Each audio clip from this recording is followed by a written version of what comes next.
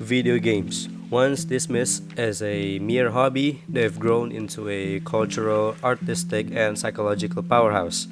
Today, they're not just shaping entertainment, they're influencing how we connect, learn, and even experience fear. From multiplayer games that bridge continents to single player adventures that explore the depths of the human psyche, video games are everywhere, and their impact is as complex and layered as the games themselves.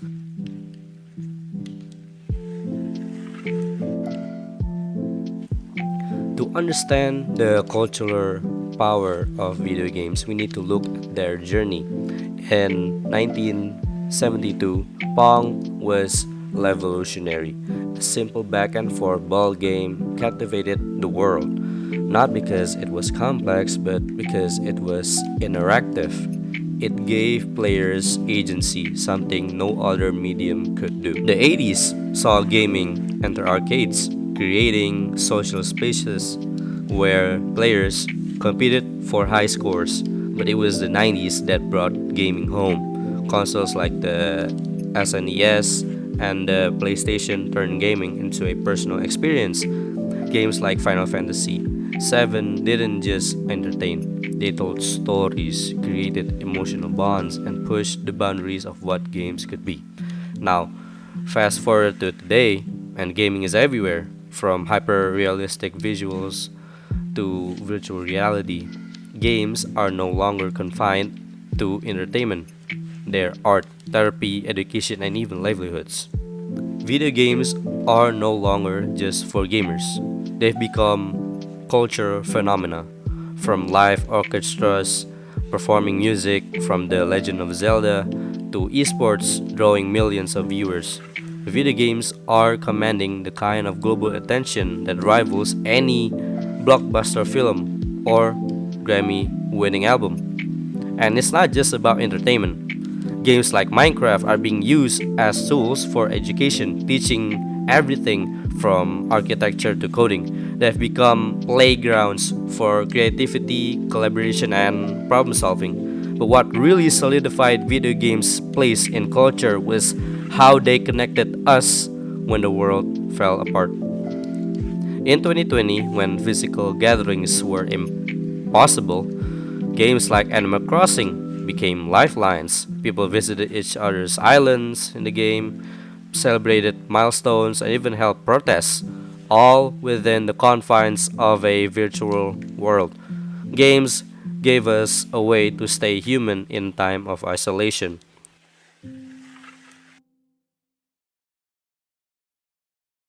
Video games also shape us on a personal level. They challenge our minds, foster connection, and even help us process emotions. Psychologists often point to how games fulfill three core human needs: competence, autonomy, and relatedness. That rush of pride when you beat a boss, that's competence. Exploring an open world your way, autonomy. And joining forces with friends in a co op game, that's relatedness. Dopamine, the brain's reward chemical, plays a huge role. Games are expertly designed to keep us engaged, using rewards and challenges to make every win feel meaningful. That's why even something as simple as leveling up can feel so satisfying. Games also meet us where we are emotionally. Want to laugh and connect? Play Jackbox Party Pack. Want solitude and introspection? Dive into the quiet, haunting world of Dark Souls 3. There's a game for every mood and every moment. Of course, not all impacts are positive. Like any powerful medium, games have their pitfalls. Gaming addiction is a growing concern. For some, what starts as fun and can spiral into compulsion, consuming hours or even days of their lives.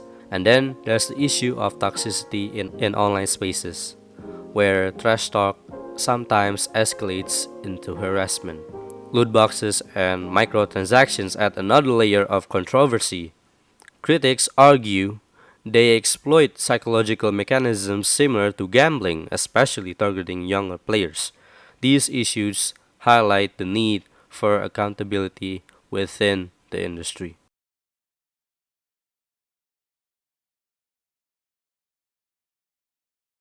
In the shadowy corners of gaming, where light barely reaches, a genre lurks that thrives on fear and tension.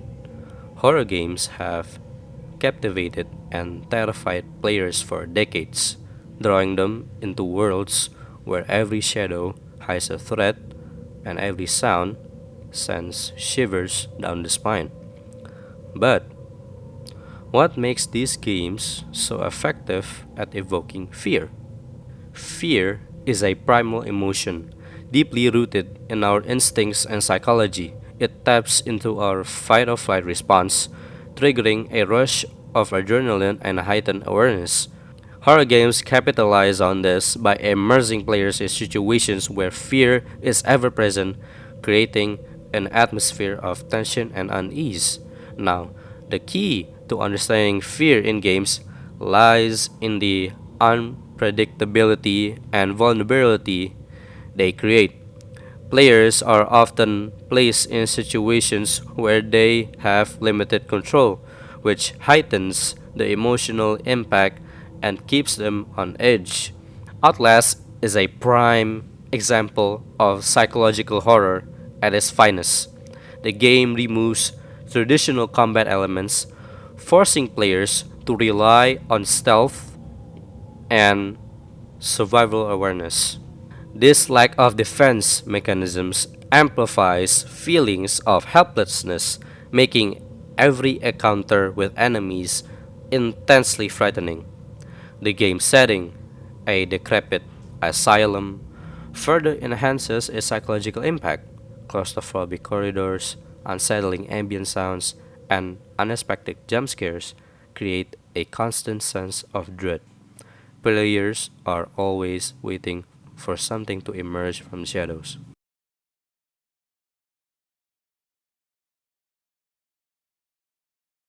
Game design is at the heart of what makes horror games effective.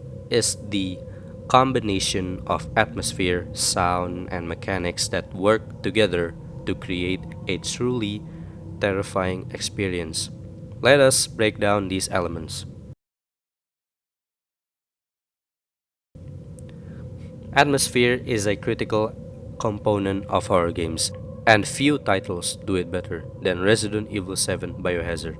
Set in the eerie Baker family estate, the game envelops players in a world of decay and danger. The attention to detail in textures, lighting, and architecture creates a sense of unease that permeates every room. The game's use of lighting is masterful, with shadows and flickering lights playing tricks on the player's mind. The confined spaces make escape seem impossible, heightening the tension as players explore the mansion's secrets.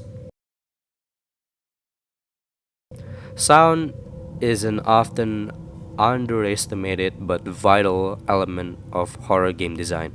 It serves as the invisible hand guiding the player's emotions, creating tension and enhancing immersion.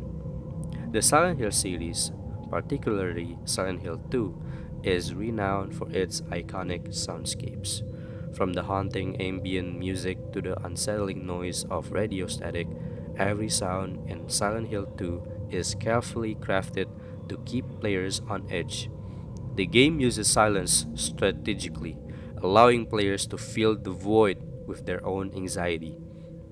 PT, a playable teaser for a cancelled Silent Hills project made by Hideo Kojima, showcases how sound can elevate horror to new heights.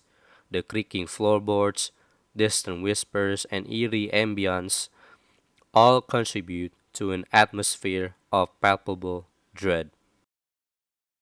Gameplay mechanics are the backbone of horror games, influencing how players interact with the virtual world and experience fear.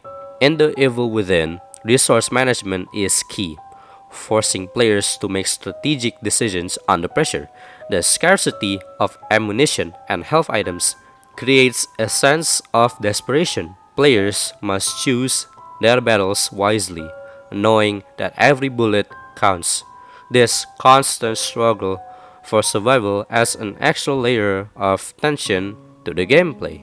Meanwhile, Alien Isolation employs stealth gameplay to instill fear. The relentless pursuit by the alien forces players to navigate environments cautiously, hiding from danger and using wits to survive. The game's AI driven antagonist learns and adapts, ensuring that players never feel safe. Horror games operate differently from other forms of entertainment. In a horror movie, you're a spectator, shielded by the screen. But in a horror game, you're an active participant. That cracking door, you have to open it. The shadow flickering in the corner, it's you who has to walk toward it. This immersion is key to the horror game experience. Horror games amplify fear by putting you in control. The fear isn't just on screen, it's your fear. Developers use tools like first person perspectives, minimal HUDs, and realistic sound design to immerse you so deeply that it feels personal. Every sound, every flicker of movement feels like it's happening directly to you. Studies show that immersion heightens emotional responses. The more connected you are to the game world, the more vulnerable you feel, and that's where horror games thrive. They blur the lines between fiction and reality, creating a unique psychological experience.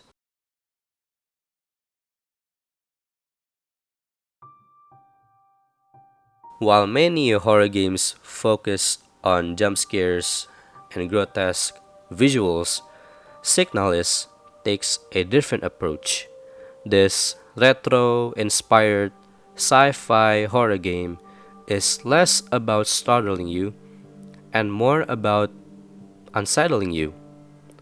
Its pixelated art style invokes nostalgia, but beneath that surface is something profoundly disturbing. The fear in Signalis isn't just external, it's existential. The game explores themes of identity, memory, and isolation, often leaving players questioning the nature of their own reality. You're not just surviving, you're unraveling the psychological torment of the characters. It's a slow burn, but the unease lingers long after you've turned off the game. Sound design plays a pivotal role in Signalis. Unlike games that rely on loud, sudden noises that startle you, Signalis uses silence and subtle ambient sounds to keep you on edge. A faint mechanical hum, the distorted crackle of a radio, or distant footsteps, they all work together to create a sense of constant dread. This isn't fear of what is in front of you, it's fear of what might be. The story itself is fragmented, intentionally disorienting. You're left piecing together the narrative through cryptic clues and dreamlike sequences, mirroring the protagonist's fractured sense of self. This narrative style draws you in deeper, making the fear feel almost personal, like you're losing grip on reality alongside the characters.